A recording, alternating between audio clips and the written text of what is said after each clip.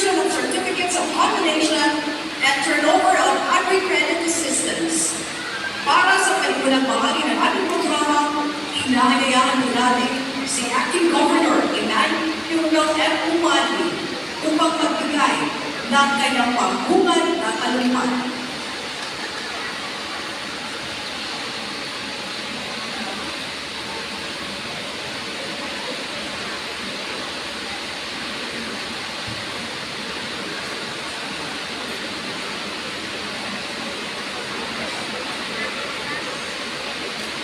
Magandang araw po sa ating lahat. Sa ating mahal na Pangulo, Ferdinand Romualdez Bongbong Marcos Jr., isang maligayang pagbati po sa inyong kaarawan. Palakpakan po natin ang ating Pangulo.